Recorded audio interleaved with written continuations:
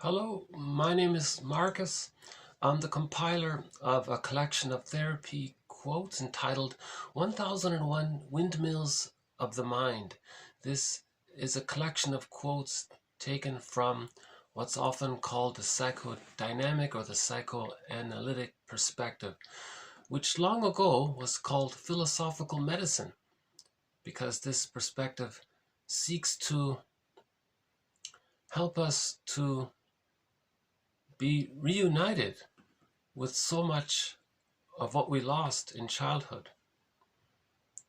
So the theory is by the age of 5, so much of our feelings and our potential, our true self, gets put into this bag that we drag behind us.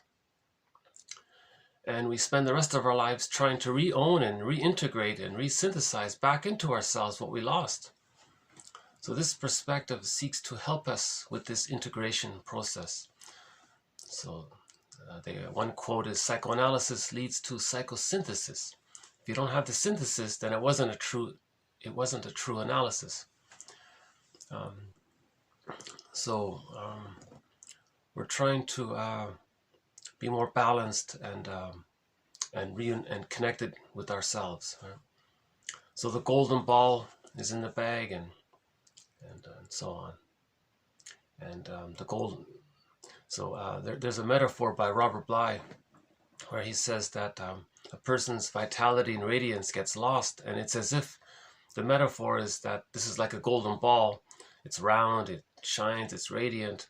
That's sort of our feelings. It can be alive and makes us animated. It's like a golden ball within, or the diamond self, someone said, many facets that shine. It gets put into this bag. And then in one story, it's in a cage, but the cage is locked. You need the key. Where's the key? It's under mother's pillow. Where's mother's pillow? You have to create it, meaning you have to create an understanding of your mother and father as ordinary people, not just cognitively, but emotionally. So in part 1, so by the way, this is TQ 1845 to 1847, part 2 of 2. So in part 1, I talked a little bit about Robert Bly's metaphor about how do we get the key, which leads to us getting our golden ball. In part 1, and we have other metaphors about this perspective. It helps us to be our own existential detective, to make links, right, between our feelings and when did we learn something and how are we repeating it because we're trying to get a better outcome, and then to see it in the here and now and to make these conscious links, right? These quotes are helping us to be our own metaphorical fisher person, because the unconscious, one metaphor for it is the ocean, and you want to bring up a fish. That's like when you know something that you lost about yourself, that's like bringing up this fish. You want to bring it back to yourself. And we have other metaphors for it. For example, Charles Berg says, this perspective seeks to unpick the threads of a traumatic script and use those threads to weave a new, healthier script. Man's main task is to give psychological birth to himself. If he didn't get it naturally with a secure attachment style by the age of 3, so it's no child's fault that he didn't get a secure attachment style which would allow him the trust to feel safe enough to know himself. Right? But it's his responsibility, because it's his life, to heal himself, basically. So in other words, we're trying to heal ourselves. That's the moral revolution, to heal ourselves, rather than blindly living out the traumatic script, falsely thinking we can get a better outcome. It can't be done. It's gone. Just like when a person's born, physically born, that's a one-time event. It can't be redone. And the same thing in the extended womb. And even up to the first 3 years, that can't be redone. That's a one-time deal. If there's trauma, we still try to get those needs met, and it can't be done. So greed and envy and all that comes from there. So the idea is to recognize this, so we can mourn the loss of not getting a secure attachment style. And then it's as if we internalize the love that we needed. Alice Miller has a quote about that. In the next video, we'll post that one. So this, so again, in part 1 of this video, we started a new thread on unconscious fantasies. I'll just run through very quickly a couple of them. Unconscious fantasies. One therapist says, my aim is to understand the unconscious fantasies underlying the present symptom or neurotic behavior. Okay. The analyst makes the client aware of how unconscious fantasies intrude upon conscious experience, leading them to misperceive and misinterpret what is happening. Interpretation, especially of transference phenomena, will enable the person or the client to understand how unconscious fantasies from the past continue to influence his perception and reactions to the present. Okay, and in part 1, we went through sort of a small list of sentences about unconscious fantasies. So literature tries to reflect our fantasies, art as well. So our unconscious fantasies are related to immature defense mechanisms like splitting and projective identification, right? And a lot of unconscious fantasies are about reunion with the breast mother, like a fusion. If we didn't get our fusion needs met, we fantasize, being one with some great entity, right? So religion offers a fantasy about being reunited with some omnipotent power. So that's a symbol of the memory of when we were a child. We didn't get our symbiotic needs met with the mother, right? The breast mother. And we had other ones here. Sometimes we project our unconscious fantasies for a perfect father or mother onto other people. Our unconscious fantasies influences our choice of partners, right? And so our internal psychology, when it's put outward, that leads to stories about mythology and religion and fairy tales and so on, right? Sometimes our unconscious memories can affect our body, right? So the bodily symptom becomes a symbol for our unconscious fantasies, right? Unconscious memories, right? The most important factor in working out the psychodynamics of a repetition compulsion is the uncovering of the unconscious fantasies which occur at its onset, right? Interpretation of so-called unconscious fantasies, okay, they are inferential formulations which are at best approximations. Okay, so we're making inferences here. It's guesswork. It's an approximation. All of these quotes are approximations, right? Every quote here is trying to get into the ballpark. The causal powers of unconscious fantasies are not always manifest. Psychoanalysis focuses on the causal efficacy of unconscious fantasies as mental dispositions. So we have an unconscious mindset. To what degree is this mindset influenced by our unconscious fantasies that we're not aware of? So we may be aware of our thinking patterns to some degree, but to what degree is our mindset or our mental disposition influenced by unconscious fantasies? So Bergler's metaphor is that the unconscious fantasies, they're kind of like pulling the strings for the person, right? And we've been using that in previous videos. We showed that art image by Lichtenstein, this one here. So our unconscious fantasies are in the unconscious. So this is humanity's third narcissistic injury. When there's trauma, so much of our feelings gets repressed and split off. See how it's split there? This is the unconscious. And if we bundle all of these painful memories and personify it, it's like the stranger within. There's someone who walks with me, who's not like me, but who is me. Someone's living my life and I know nothing about him. It's the stranger within, the secret self, the second self, the shadow soul, right? The alter ego. In part one, I try to give an example of Henry Winkler and the fawns. He was saying that the fawns represented all of his vitality, and he as a person is sort of missing that. So the idea is to own this energy, right? Because our true feelings are here, right? See how he's kind of bland there. He's not aware of his feelings, just going through the motions. His feelings are here, but he's afraid to feel his feelings. Okay, now this is sometimes, right? So the idea is to synthesize, bring this into him. Let all of this animate him. So you want this to be kind of small and this to be more radiant, right?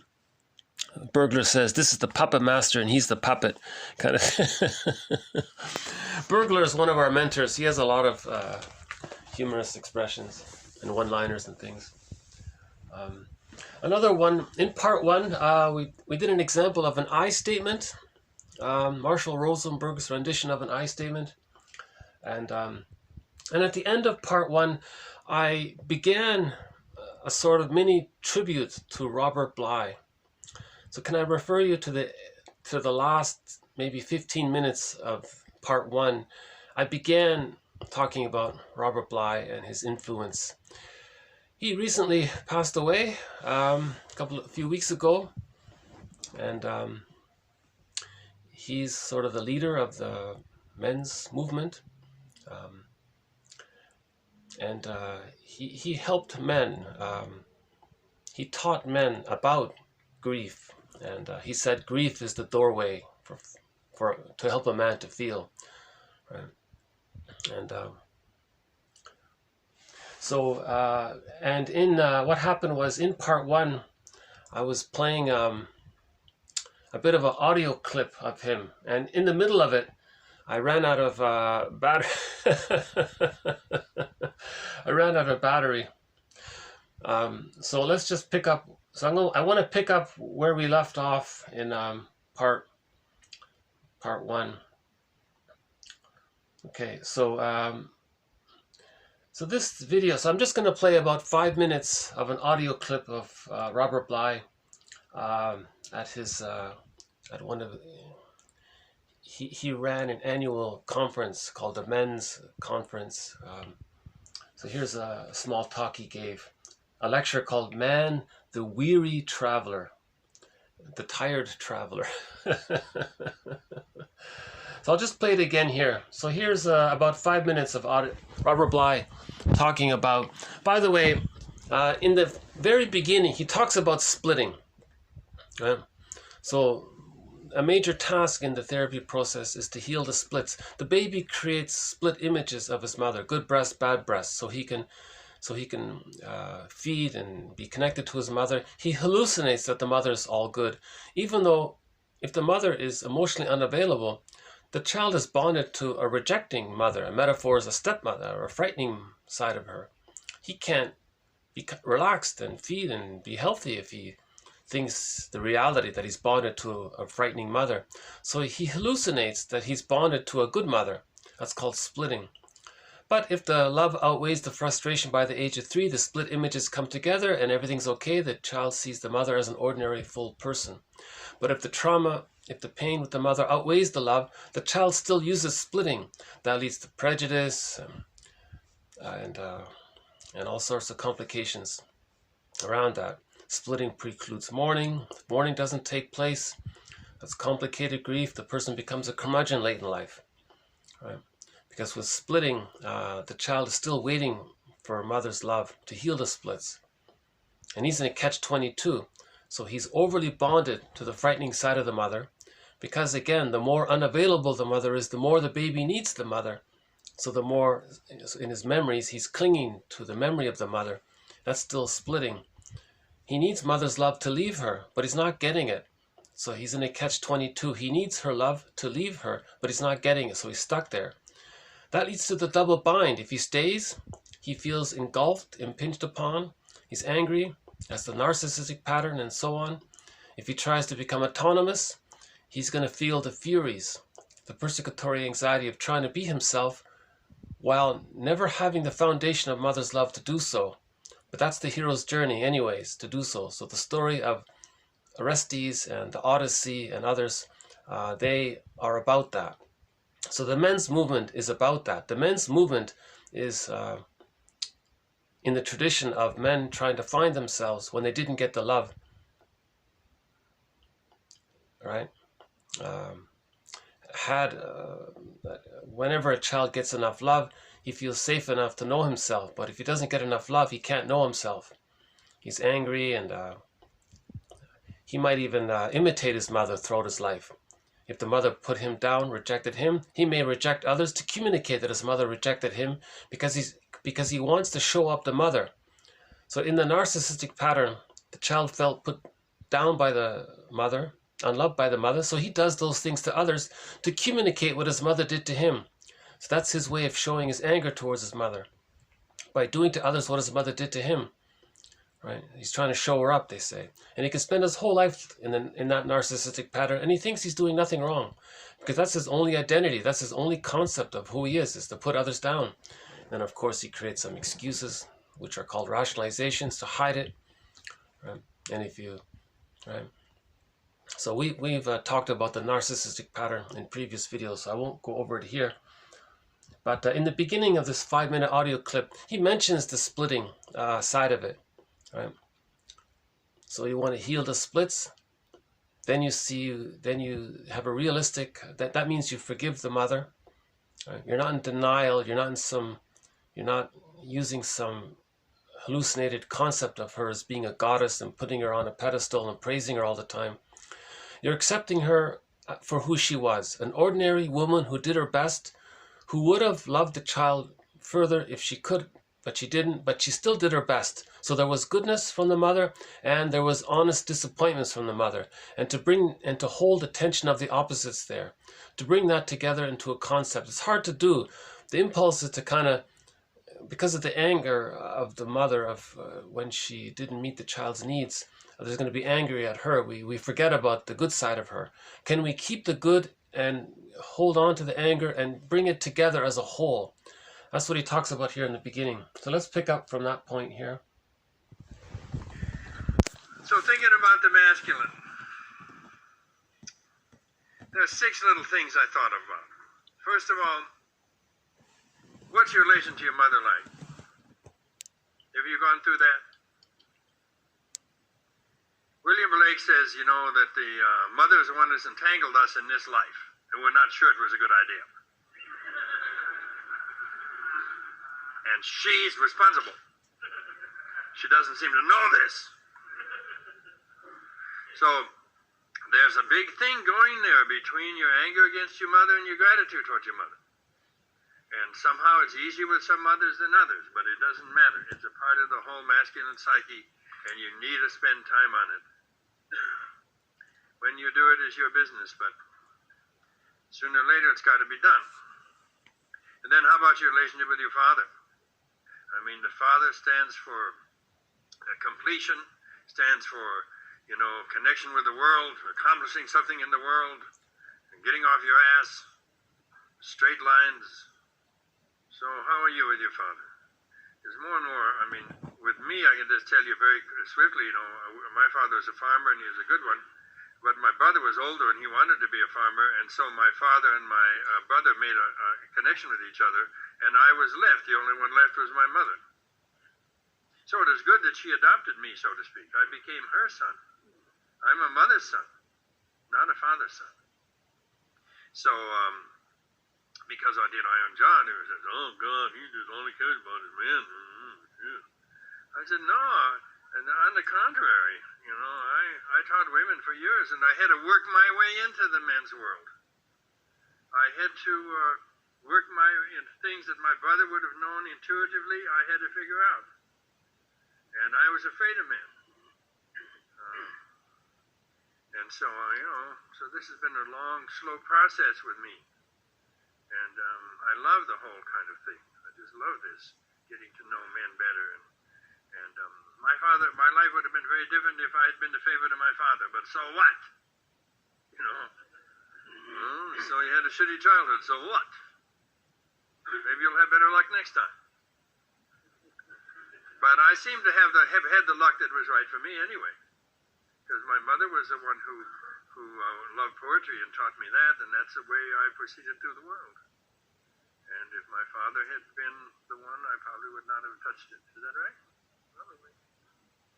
So, we got to do a lot in relation to the father, and it keeps coming back. It keeps coming back. And I've done a whole book of poems on my father, and he keeps coming back. But, so let's say that's the second one. First one's a mother, second one's a father. In the third one, we would say, well, suppose you've been abused. How does that settle? How does that work with the thing with your mother or your father? And if you meet someone who says, I haven't been abused, get a camera. You're looking at a real liar, man. It's an opportunity to take a picture of a real liar. Oh, my father was wonderful. My mother was wonderful. Jesus Christ. Is that right? It's a part of the life on this planet that you're going to get abused in a way, that you're going to be born very sensitive, and then you got these nuts around you. Because some of them have hands to slap you with, some of them have... Okay, so I'll just leave it there then. That was one of his jokes there. You're born very sensitive, and then you're surrounded by these giant nuts. Dysfunctional adults. That's what he means there. So he's trying to offer a balance. You see, we're over-idealistic. We're unrealistically highly praising the parents. We're not looking at the other side. There needs to be a balance. So he's trying to bring that balance. So sometimes he has to emphasize the other side to facilitate the balance. And he's very humorous there. He makes a lot of jokes.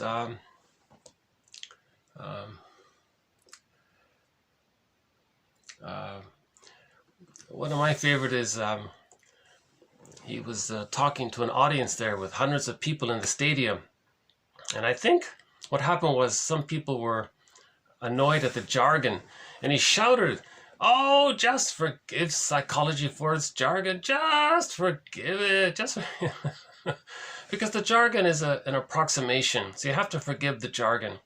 It's hard to put words to our unconscious fantasies." And he begins his lectures sometimes by saying that 30% of what you're about to hear is wrong. It's up to you to figure out which 30%. Right? Because he didn't want anyone to transfer or project anything unrealistic onto him. He didn't want a negative transference onto him. So he wanted to facilitate each person to think for themselves like that. So I mentioned in part 1 4 books. So he started the men's movement called the mythopoetic men's movement. He based it on a psychological interpretation of the Grimm's tale Iron Hans, which he called Iron John. And the main psychological motif is to get the key out from under mother's pillow.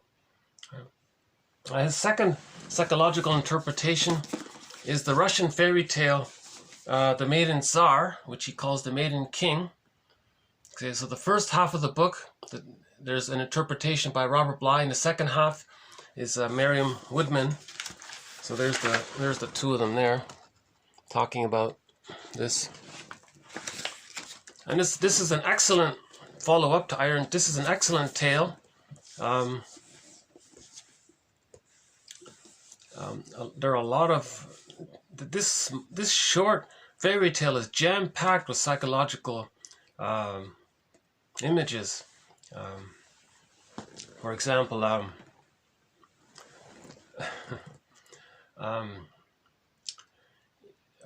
Woodman, her theory is that in the fairy tale, the hero there, the protagonist, in his collar on his shirt, there's some kind of pin there. That was a metaphor for how he's disconnected from his feelings. Right, head and heart are kind of disconnected that way.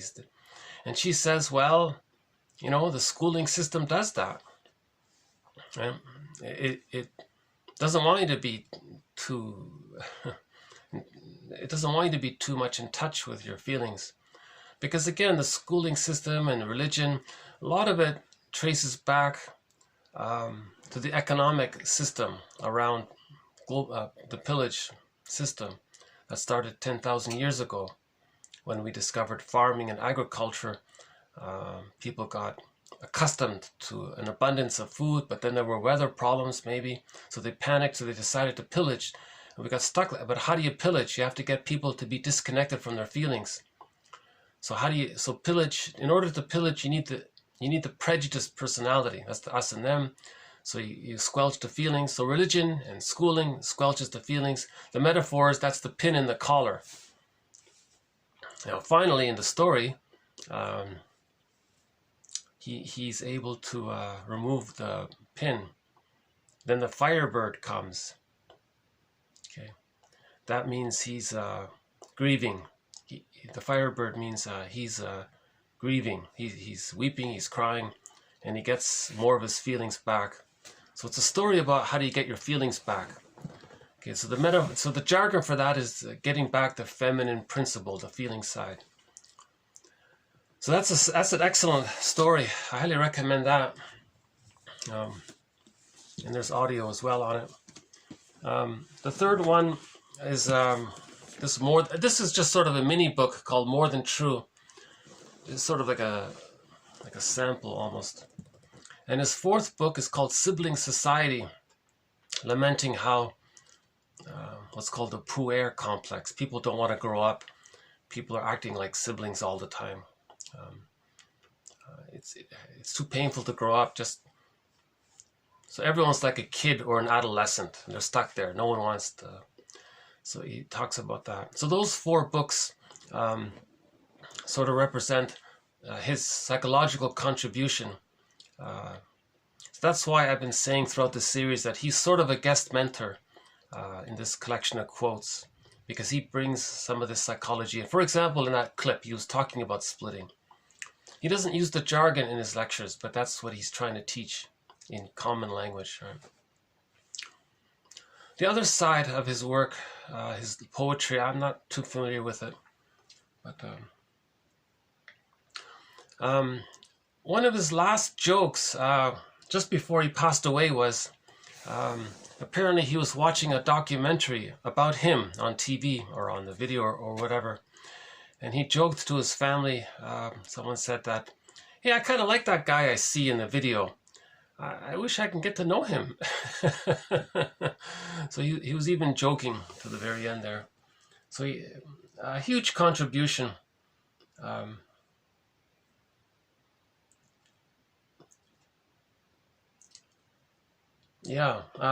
So what I thought I might do is just run through a few of his quotes that I've posted in this collection. So maybe I'll just run through a few here. So what I've done is 1001 Windmills of the Mind has over 1,800 quotes, and I've plucked out these quotes from my own body of quotes. So I'm just going to refer back to that original collection of quotes, and because it's easier to access the quotes. So if you want to see these on your own, what you can do is on Twitter you type in my account is my name, and then you type in, then you put a space, and then you type in Bly. So I just thought I'd run through a few of them here. So in this book here, someone says, "My mother never climbed the firebird's back." Right?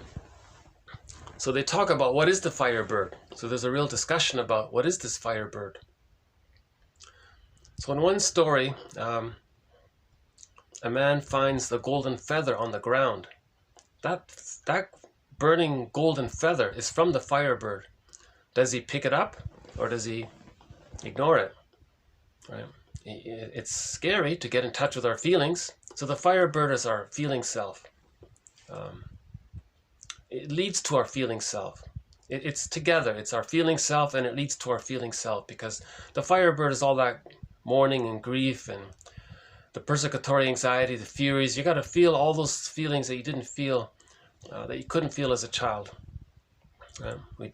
Most children disassociate. How does the baby escape when there's no escape if he's being traumatized? The mother being on the phone for 5 minutes is a trauma for the child. The baby has no concept of time. If the baby's hungry and the mother's on the phone, he can't refer to some memory. The theory is that in 5 minutes she'll arrive. He wants it now. He's terrified now, right? So he has that screaming silence, that voiceless screaming silence of unbridled, blind fury. That scream painting, he's got that, but he can't feel it, so it's repressed. Right?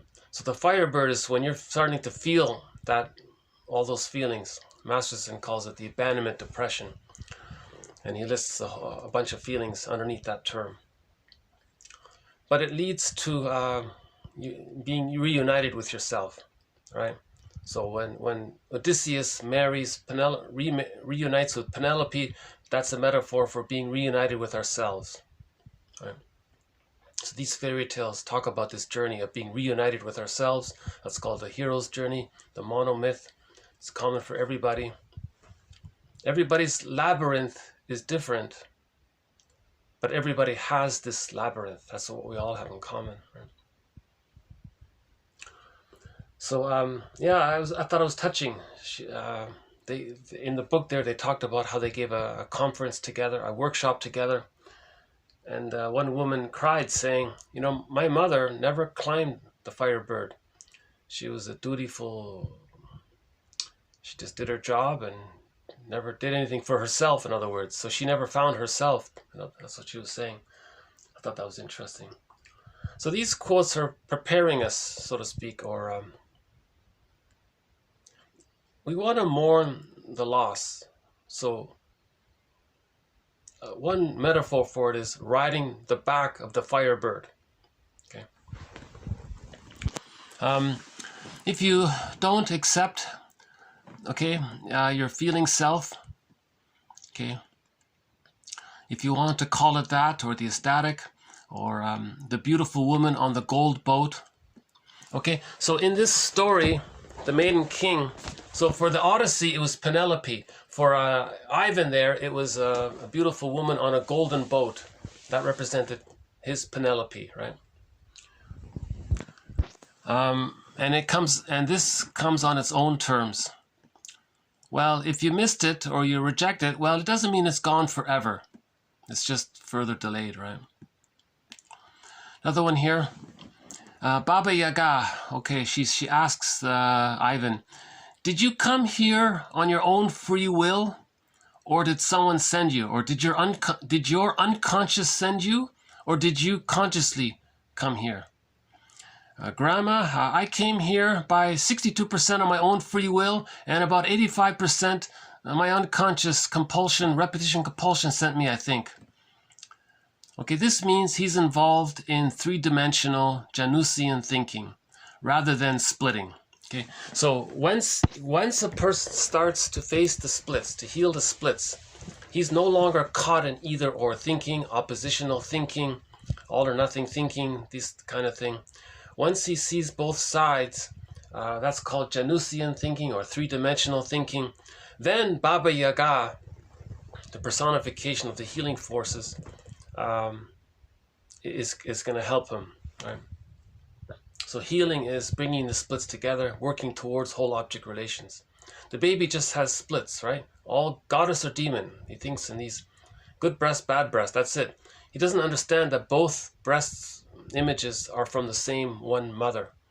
He splits. That's a trauma. That's a severe trauma to still have that kind of all or nothing thinking throughout life.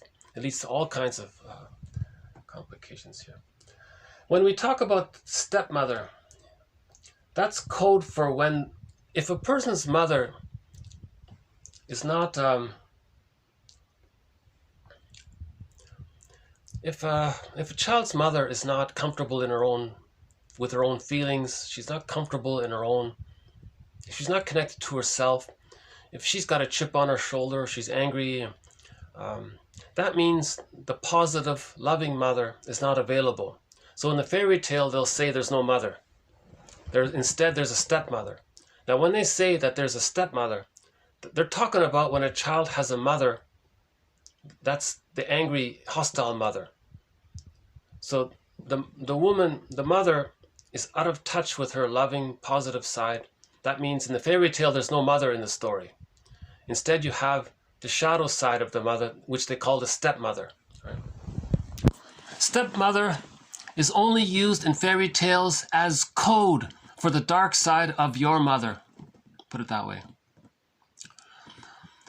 It's a part, here's the quote that we just heard in the audio at the end there. He said, it's a part of life on this planet that you're going to get abused in a way. You're going to be born very sensitive, and then you've got these nuts around you. Stop worshiping try to see the reality of your parents. It's this verdict of reality, right? There's one of Robert Bly's poem. Now I like this one here. This is from the book Iron John. The hearth, okay, and fairy stories have passed. Okay, hold on. Let's get it up here. Okay, the hearth and fairy stories have passed as water through 50 feet of soil, through generations of men and women, and we can trust their images more than, say, those invented by some other writer. The images, right? The images the old stories give, for example, stealing the key from under mother's pillow, picking up a golden feather fallen from the burning breast of the firebird, finding the wild man under the lake water, following the tracks of one's own wound through the forest and finding that it resembles the tracks of a god. These are meant to be taken slowly into the body. They continue to unfold once they're taken in. Right. The worry man... Robert Bly joked about the name of a bookstore. He says the bookstore should be called the Worried Man's Bookstore. Okay, Robert Bly says, yeah, he was a mama's boy, he was a flying boy, a puer. He didn't want to grow up himself in the beginning. Right? Fairy tales are like a roadmap, and besides, when you see your problem turn up in a story, then you say, well, it's not my fault because look, it's in the story. I shouldn't blame myself anymore for what I did or what happened to me. That's a key concept about unconscious guilt. We unconsciously blame ourselves. The baby is connected to the breast. If the breast is unavailable, the baby's being rejected by the breast. Now the baby thinks maybe he did something wrong. Why did the breast reject him? And did he do something wrong to cause this? Now in later life, he recreates situations where he's disappointed. Because when there's a trauma, there's repetition compulsion. So if he was disappointed by the breast later on, he wants to be disappointed. So whatever situation he's in, he's going to manufacture a disappointment. If something good comes to him, he won't believe it and he'll scare it away, and then he's disappointed. Or he'll choose things in advance knowing that it'll disappoint him. Right? So it's not the child's fault. He did nothing wrong. The child is innocent, but he thinks he did something wrong. So that's something that has to be corrected. Now, in every myth or fairy tale addresses this. He doesn't know why he made that choice. His unconscious fantasies know. His inner child knows. His shadow knows why he made that choice. Sons acting ugly in the kitchen and talking rudely to their mothers, I think it's an attempt to make themselves unattractive. If the old men haven't done their work to interrupt the mother-son unity, what else can the boys do to extricate themselves? Okay. So how does a son... So again, we have a thread in this series called the Jocasta style of mothering. Sometimes the mother didn't get the love she needed. So when she has a son, she thinks, aha, she's going to covertly use that son to comfort her. How's that going to make that son feel? So later on, when he grows up, he might become very aggressive and so on, right? To try to separate from the mother. Neuroses develop when one can't grieve effectively. The ego builds systems of defense against this. Okay. So there are, now if there's one with parts, you have to look up the date, right? There's a date there. Grief is the doorway to feeling for men. Bucket work, that's grief work. We do a lot of bag stuffing in high school, this time from our peers. We spend our life until we're 20 deciding what parts of ourselves to put into the bag, and we spend the rest of our lives trying to get them out.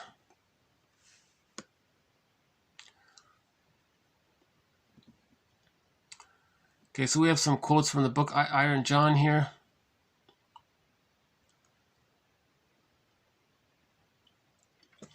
Okay, now, by the way, that the shadow, here, I highly recommend these audios. He's got a 4-hour, well, not a 4-hour, maybe a 3-hour talk about the human shadow. That's, okay. Another one he's got here, about an hour, called Male Naivete, Giving the Gold Away. Another one's called The Masculine Road. This one about the shame, okay. And his mentor, he's a big fan of this William Blake guy here. So these are some great audios to listen to. All of his audios are excellent, right?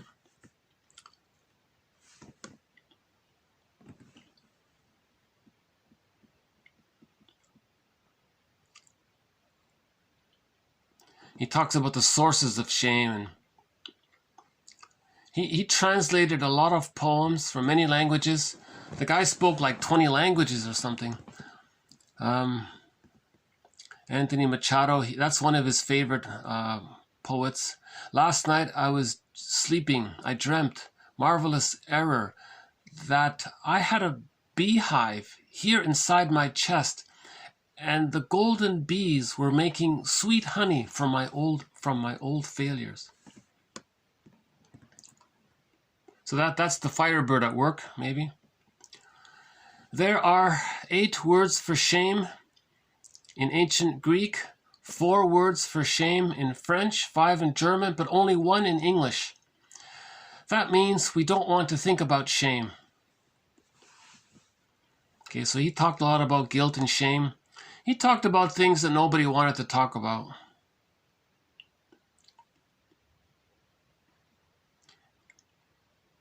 Okay, the flying boy, that's the Peter Pan. He called it the flying boy or the swan boy. Machado, another one. Look for your other half, who walks always next to you and tends to be who you aren't. That's your shadow self, your second self, your alter ego.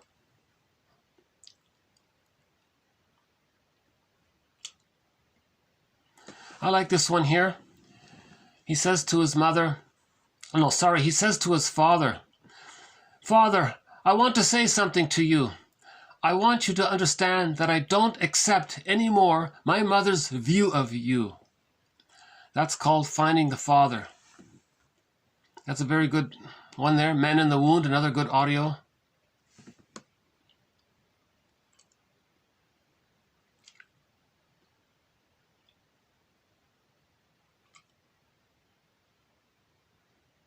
Forgive psychology for its jargon. Just forgive it. Okay.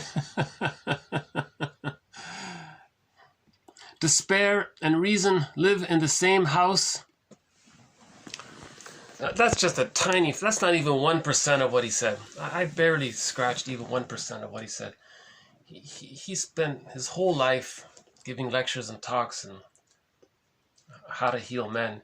And he really was the only one sort of doing it. There was no one even came close to what he was offering. Not even close. In fact, some of the people that try to help him they may have been sort of just muddied things, sort of confused it or something. So I don't know if he was being, he had a hard time, you know, he's talking about things that's difficult. A lot of people, it's this verdict of reality that makes the work of mourning so difficult. So he had a lot of, from what I can tell, he had a lot of trolls attending his workshops, trying to disrupt his lectures and things. And he spun it. He would create jokes around it. So he had to develop a sense of humor to deal with the trolls, you know. By troll, I mean people who are very angry themselves, and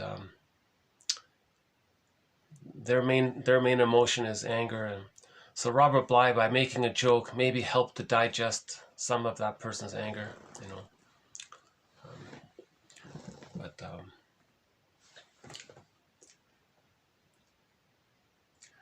Okay, I guess we'll just leave it at that.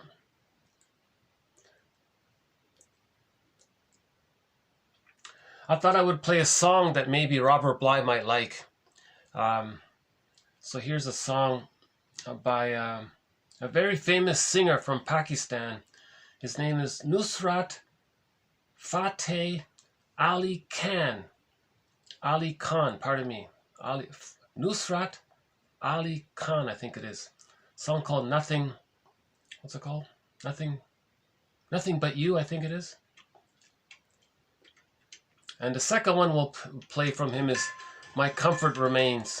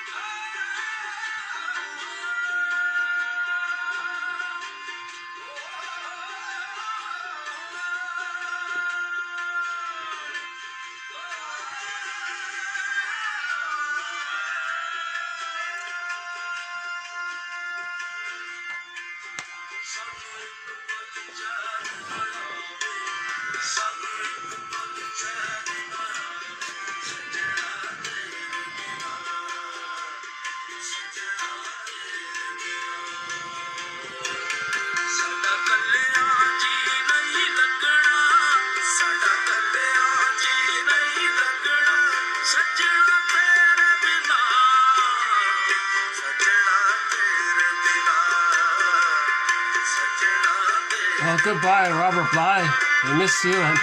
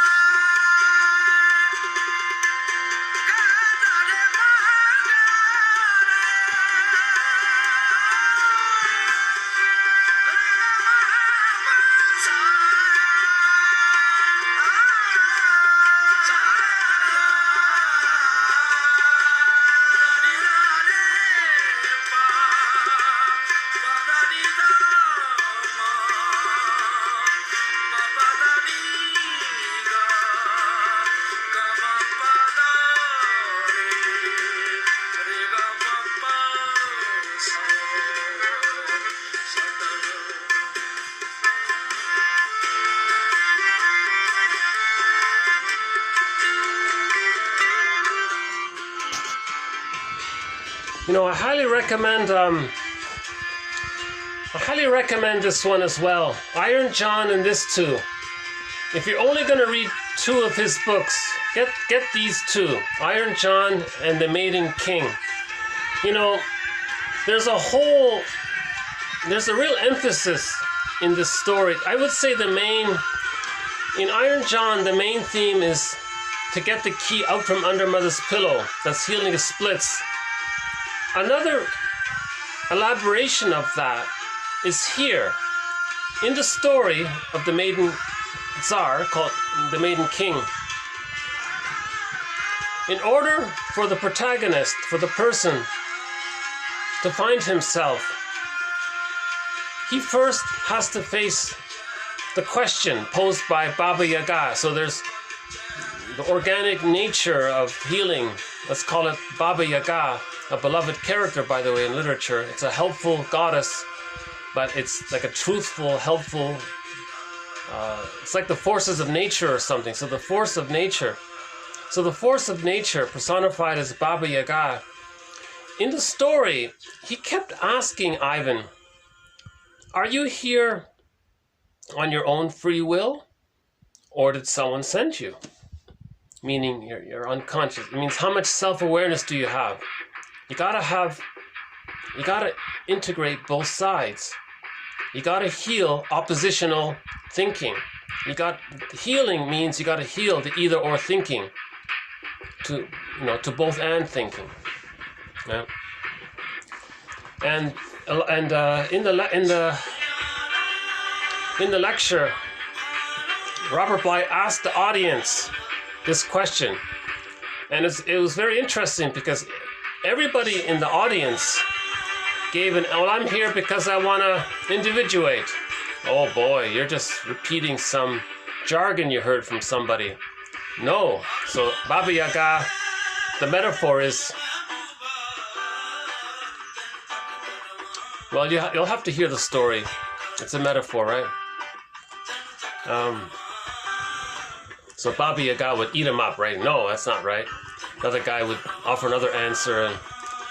And so the only time Baba Yaga was satisfied with an answer is when one person said, well, I'm 30% here on my own free will, and 97.2% or 97% I'm here out of compulsion. Oh, Baba Yaga like that. Nature, the healing forces like that. The healing forces, there's an innate drive for healing. This innate drive for healing, let's call it Baba Yaga. Baba Yaga liked it. Baba Yaga says, we got a live one here. Okay. Because he recognized that he was partly conscious, but mostly unconscious. Never mind numbers rounding up to 100. He was partly conscious, but mostly unconscious. Like that Lichtenstein character. So he has to recognize this. Does he recognize this picture by Lichtenstein? So Lichtenstein recognized it. Okay? That he's partly conscious, but mostly unconscious. So that was the test of Baba Yaga. Nature's test, right?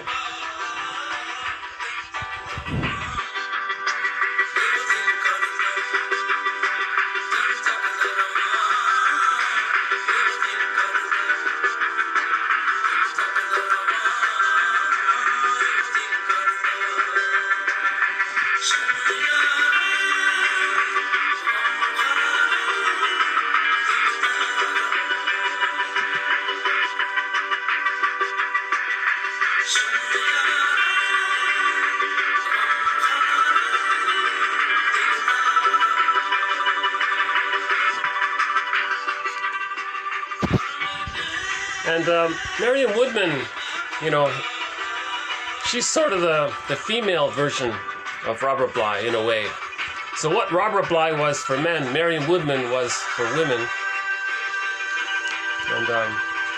And the second half is also, both parts are excellent. By the way, there's a little dialogue between Woodman and Bly at the very end. It's just 2 or 3 pages long. And they're talking about the passing of Diana there. And Woodman thinks that that triggered for a lot of women their feelings. Bly said nonsense. Pop culture it's not doing that. But Woodman says, well, okay, but this is different, she said, and they argued about this, the effect of that. Bly says the true beginning of getting in touch with our feelings was when Nora slammed the door in the dollhouse. That story, The Dollhouse, by Ibsen. So by the way, that's interesting about Ibsen. Robert Bly, his family's from Norway, the home of Ibsen. And I always wondered, why didn't he teach Peer Gynt, the story of Peer Gynt? He did when he talked about the puer, but he didn't. But then I just looked it up at the very end, when he was in his 80s. Some billionaire asked him to customize a story of the Peer Gynt for him so he can perform it. So some rich playboy wanted to get in touch with himself by playing himself in a story or something. I don't know if it helped him or not. There's no information about it. So Peer Gynt, it's one of our threads in this series, the story of Peer Gynt. This is the boy who couldn't grow up. Some people argue that there are a lot of Peer Gynts out there.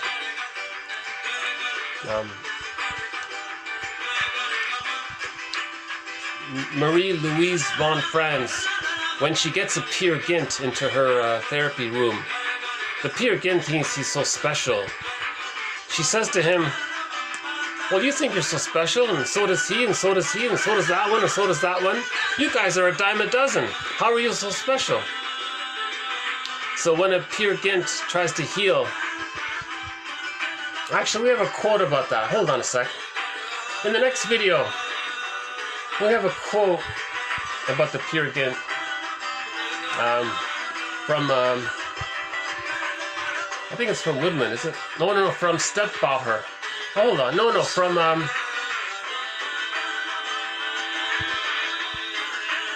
Yeah, this is a good one here, yeah. Okay, many eternal youths, okay, puers. Okay, the flying boy, the swan boy, the boy, the Peter Pan doesn't want to grow up, the Don Juan, all that, the playboy, the woman. Many of these immature child boy men, right? Now, when they seek therapy, they say they want to find themselves. They get what they want, but not what they expected. What they had expected are the grandiosity, the fruits of the tree of life, greatness, fame, creativity, spirituality, specialness, grandness, all this. That's what they thought they were going to get, right? They're going to be a king and all this stuff. So Peer Gynt wanted to be famous and a great king and all this, right? But what they get is less this fruit than the transformed leaves, the leaves, where the small, everyday events seen inwardly become an opportunity for healing. That's a good quote. The puer lives with a constant vague sense of having failed since he never quite lives up to his internal mother's expectations. Projected upon his surroundings, he therefore sees the world around him as similarly having failed.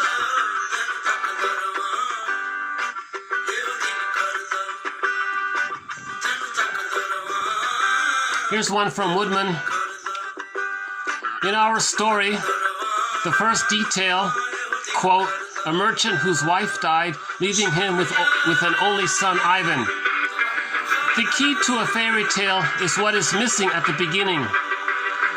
What is missing in our tale is the natural or positive mother, or a body-soul presence in the life of her child.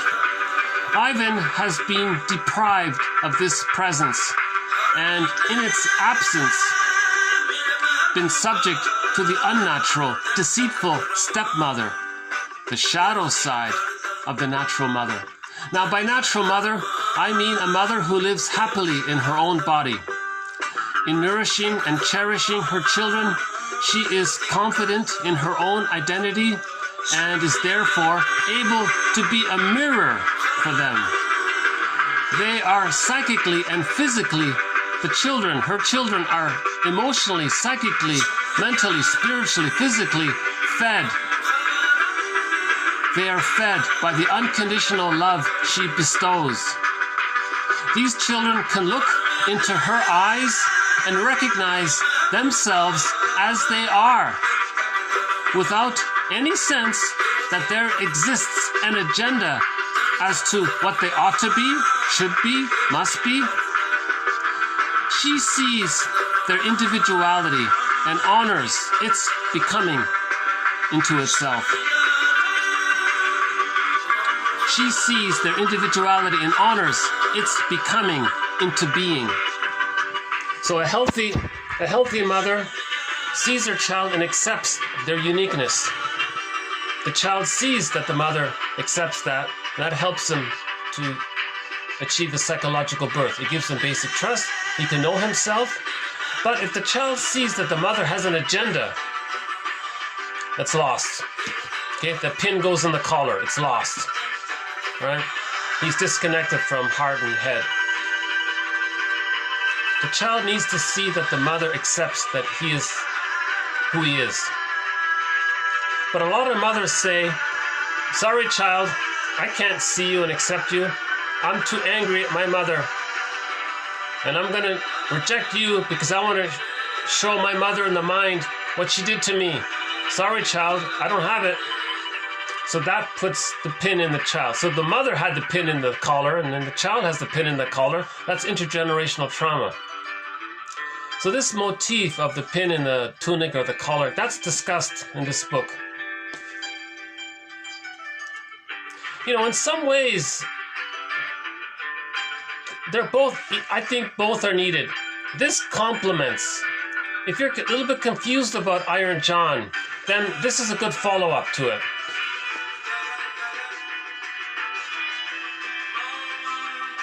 Iron John is strong in certain areas and weak in some other areas, and this is strong in certain areas. This is strong in the areas where I think maybe it's weak in the other book.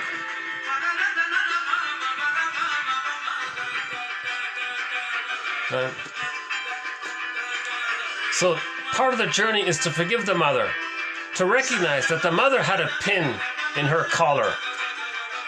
Okay? That means she's disconnected from her feeling self. That's the pin, the metaphor, the pin in the collar.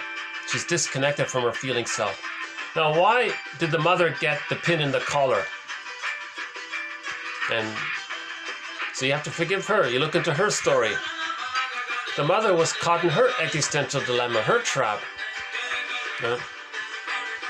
Maybe she had prenatal distress syndrome. Maybe she had birth trauma. Maybe there was trauma in the environment. Trauma at the dentist's office. Trauma while getting their tonsils out. There could have been school shock. And if the mother's traumatized, then she's stuck. Okay? In her existential net, which we call repetition compulsion. Repetition compulsion. The old term for it is fate or destiny. Meaning fate, like repeating something. So when we're saying fate and destiny, we're talking about repetition compulsion. So the mother herself is angry at her mother. So if she gets a child, she says to the child one of two things. Child, I'm sorry I can't love you. I'm so angry at my mother. I'm going to do to you what my mother did to me because I want to show her what she did to me. That's called a negative magic gesture and intergenerational trauma. The mother had an insecure attachment style, so she gives her child an insecure attachment style. And then it passes on. And if it's a girl, we say that she has the Electra complex. If it's a son, we say he has a mother complex. Now, if that son with the mother complex grows up and he has a son later on, he's going to reject his son. That means he has the Laius complex. All of these characters have the Agamemnon complex. That means we betray our feelings. Right? So maybe we'll just begin to wind down here. Yeah, My Comfort Remains by Nusrat Fateh Ali Khan. And the other song we played was Nothing But You. So maybe we'll just wrap it up here with... So I send those songs out to Robert Bly. Thank you. And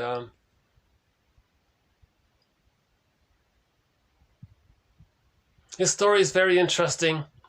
And you know, in that audio clip, you see, he actually expressed some gratitude towards his mother because he learned literature and languages and poetry from his mother. So he got something good from his mother. You see.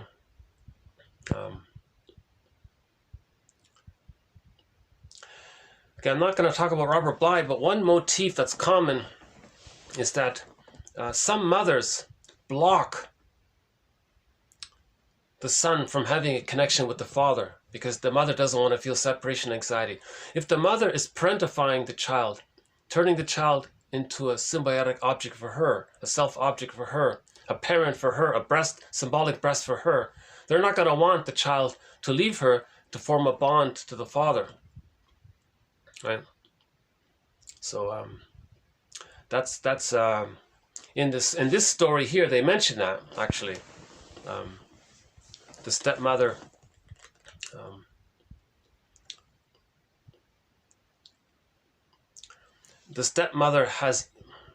the negative mother has even more power over the child if the father is absent.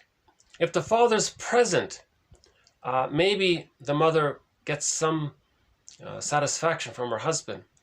But if the mother has no satisfaction in her outside life, husband or no, whatever, if she's not satisfied outwardly somehow, she may take out all her needs and frustrations out on the child. So she's parentifying the child, using the child as a teddy bear to comfort her. So this whole hero's journey is about this. It's about how does the child find himself when number one, he didn't get the love that he needed. Number two, he was terrified in the process of even thinking that he needed love. That's called a schizoid dilemma, where he's so afraid of love, he's very detached about his feelings. Another one of our threads. So by the way, if I can mention it, we have over 30 threads in this collection of quotes. We have a new thread here on unconscious fantasies, a thread on unconscious guilt, a thread on symbiosis, a thread on the moral defense, a thread on identification with the aggressor, the narcissistic pattern. We have a thread on, oh, I think I just saw a bird fly by. Hold on a sec. No, where'd it go? Okay, he's gone already. Oh, that's too bad. Too bad.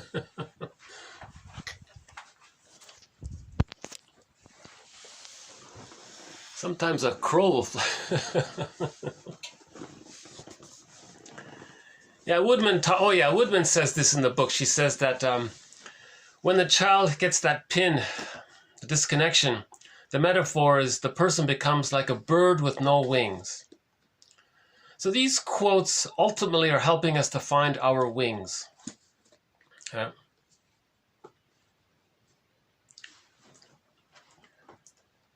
We have a thread on projection. You know, one exercise would be to go to the search engine either on this YouTube channel or on my Twitter channel, okay, and look up projection. You'll get about 100 quotes on it. Projection is the means of bringing unknown material about ourselves to consciousness. What we think and believe and say about others, that's like a mirror for us to know what's within. Right? We have a thread on projective identification. Okay, that links to how the baby wants the mother to soothe them, and the adult attempt at that activity is called projective identification. We have a thread on reaction formation. Those people who worship their parents and put them on a pedestal, they idealize them and put them on a pedestal. That might be a reaction formation. Unconsciously, they're very disappointed, but they can't face it. They can't admit it. So they say the opposite. That's one way to deal with the pain of the truth. You say the opposite. Sometimes called counterphobia reaction formation.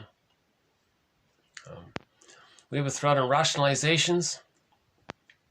That's when you want to convince yourself, lie to yourself and lie to others about the use of projection or projective identification or the moral defense or reaction formation.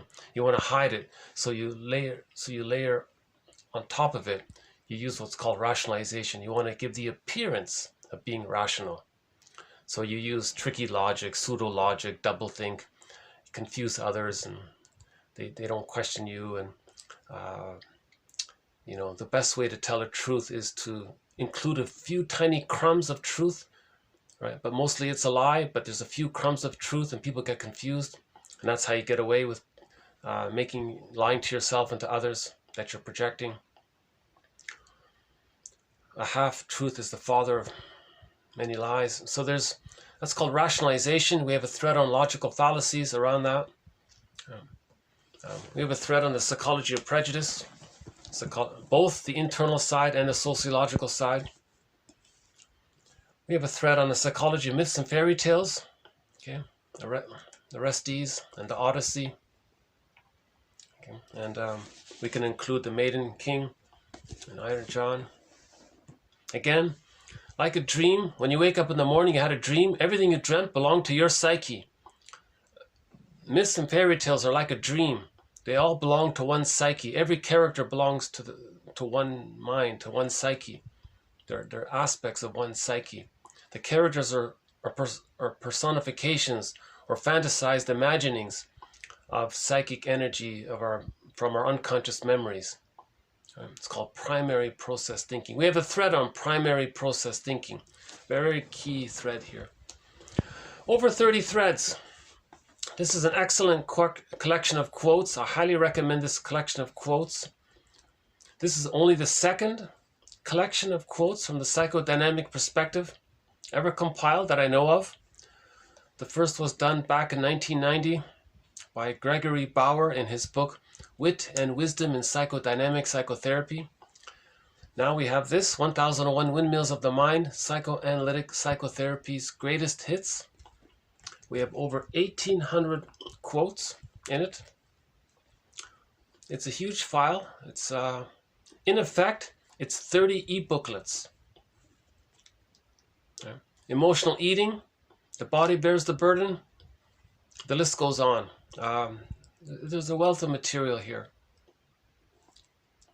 The thread on dream interpretation, it is still in its early stages. I'm still learning about it myself, about condensation and displacement within the dreams. It's very condensed. Things are compact, right? In 1 millisecond, you had a dream, and something from your childhood, something from yesterday, something you saw on TV, got all in one scene. Things got condensed, you know. And then emotions can get moved around. Your emotions can be attributed to someone else. And if the child is angry at the mother, the child might think that the mother's angry at them. So there's displacement going on. We have a thread on the narcissistic pattern.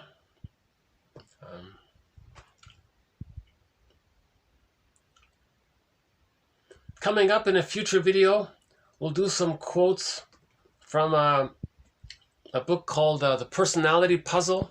That was an interesting, he's got a few good things in there.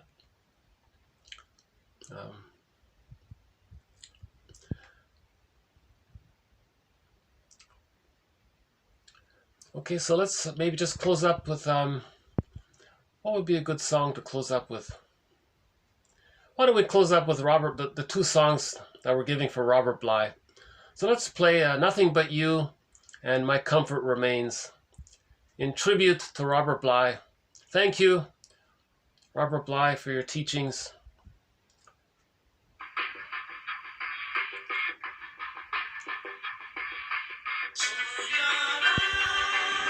His work lives on. A lot of his audio is available. There's a YouTube channel called Minnesota Men's Conference. Within that channel, there are at least a dozen of his lectures. plus the archived material and other sources. It's a good start. Iron John and this. Underappreciated. This one's underappreciated story about Ivan and the Firebird. So you got Ivan, right, with the stepmother and the tutor. Okay, that's the negative father. So Ivan was dealing with an emotionally unavailable mother. That's called a stepmother. Ivan was dealing with an emotionally absent father. That's called a tutor. Okay, so his parents didn't have it to give. So he was affected by that. One day, he sees a beautiful woman on a golden boat. And that's great. He got in touch with himself, but it was lost very quickly. He wants to find it again. So he goes on this journey. In the journey, he meets Baba Yaga. Baba Yaga says, a lot of people come by here and I just eat them all up. And, she has this image of all these skulls, and that's a metaphor for a lot of people still using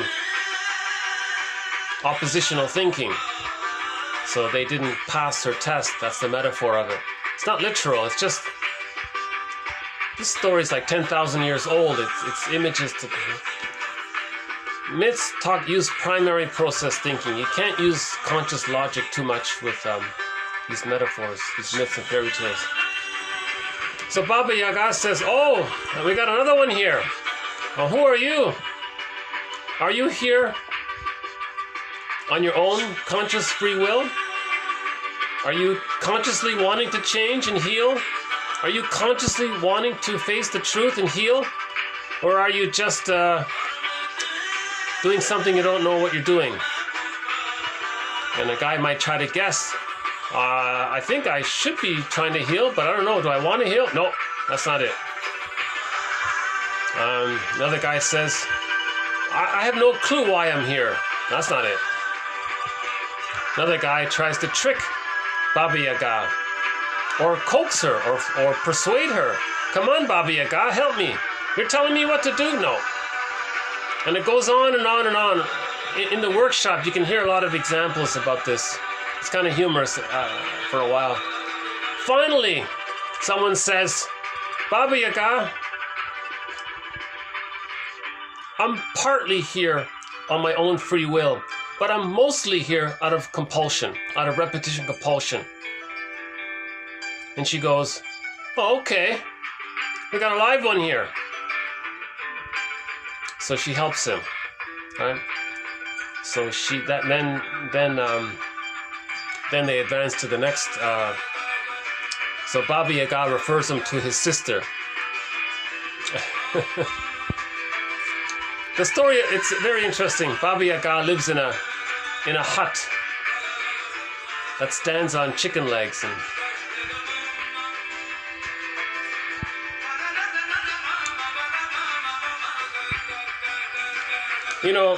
there's mention that once upon a time, Robert Bly and Marion Woodman gave a 6-episode TV show based on this story. But for some reason, it's not available. It's either gone or disappeared or something. So let's hope someone will find that old TV series. So there was a TV series, a TV mini-series for 6 episodes, starring these two, giving the workshop. This actually is from that TV show. But, I don't know, something happened. Someone squelched it or something.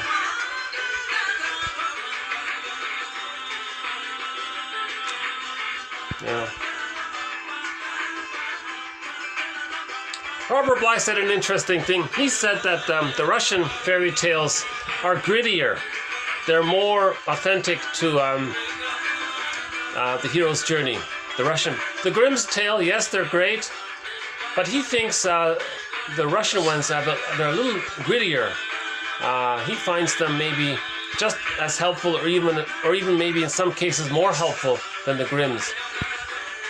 So the Grimms is sort of a spiritual guide in a way. I think it's the #2 book ever sold or something.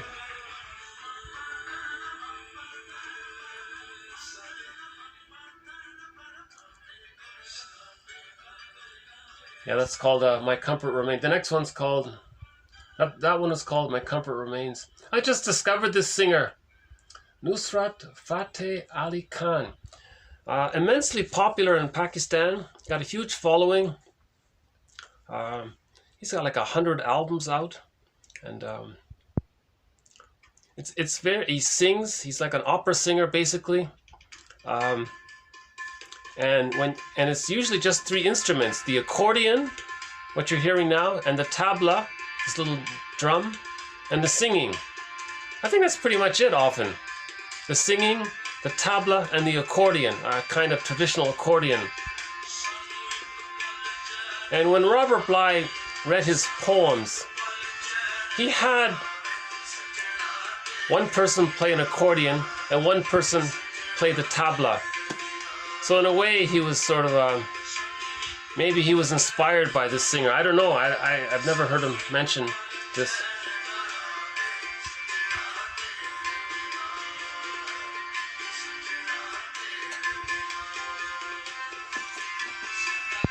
Another quick look here.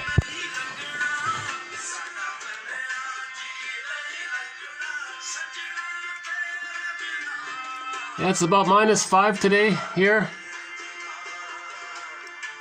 With the wind chill factor, it's maybe -15, I guess.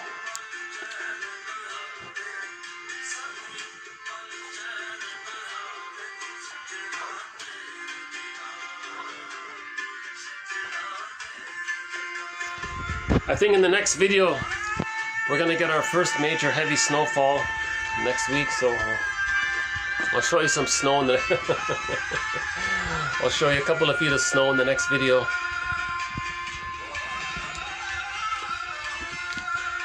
Should we do a quick look through this art book here?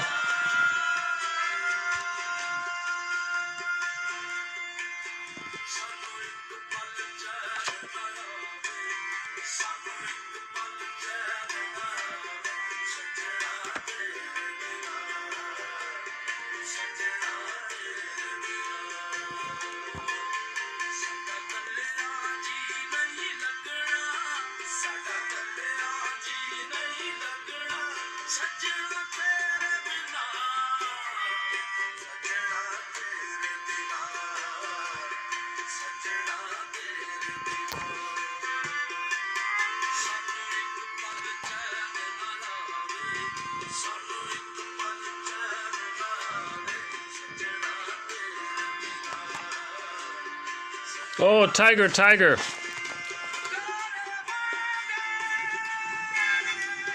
You see it here? Tiger, tiger, burning bright in the forests of the night. What immortal hand or eye could frame thy fearful symmetry?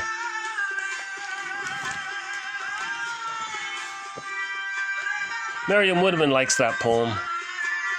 I heard her on a tape say it. Oh, here's a great one. Here's a great one. You know, that might be I'm wondering if that might be the pearl, right? Maybe that's the pearl within, the golden ball within. You know, this might be like the firebird, the phoenix, you know, sort of similar motif. So you want to ride, right? You want to ride the firebird, or you want to ride the dragon or the phoenix, right?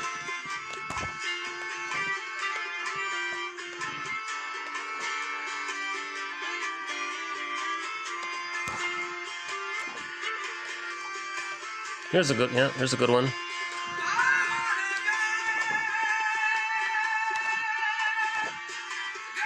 Yeah, here's a good one. Van Gogh here.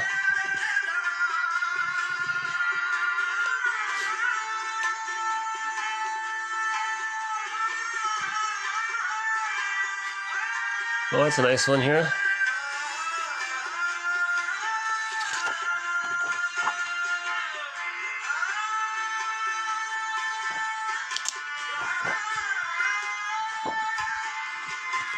Oh, here's a good one here. This one here. Can you see it? Hold on. Hymn to the Sun. No, sorry. Lighting's not too good here. Here's a great one here. This one is called Hymn to the Sun. Stained glassed. By the way, I highly recommend, I've mentioned this a few times already, in addition to Iron John and the Maiden King, I highly recommend this comic called Psychoanalysis, Tales of Inner Turmoil. Back in 1955, 4 issues were put out. 2 years ago, they were reissued, bundled up, and put into this hardback. It's also available online. This is a demonstration of the therapy process. There are 12 therapy sessions throughout the whole, for all in all, altogether there are 12 therapy sessions, right? So there were 4 sessions throughout with Freddie, 3 with Ellen, and 5 there with Mark. Therapist did an amazing job. He teaches about transference and projection, or repetition compulsion, and dream interpretation, self-defeating behavior. That's jam-packed with insights. I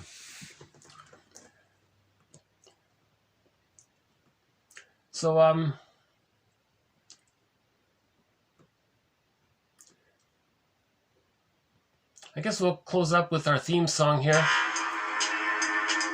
Windmills of the Mind.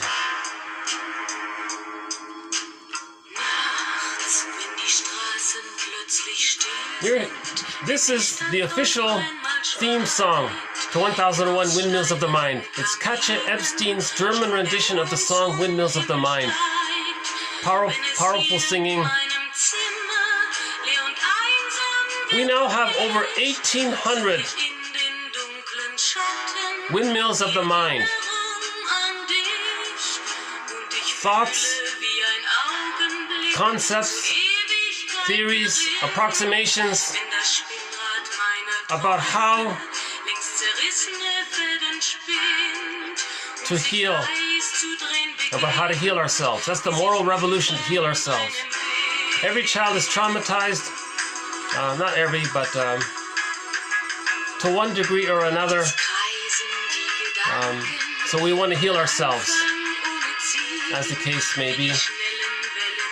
These quotes are helping us to heal ourselves.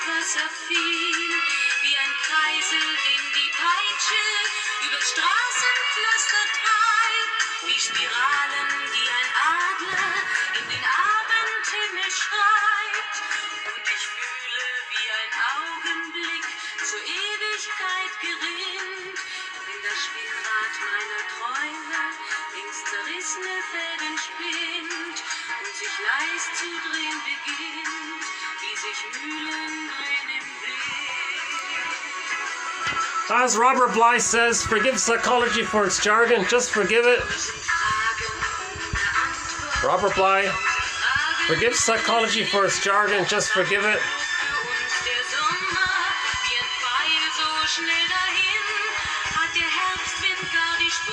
We will have more quotes from Robert Bly and Mariam Woodman in future videos.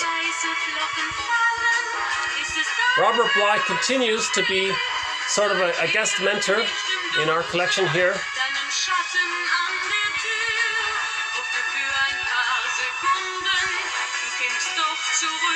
So when the song ends, I'll hit the pause button.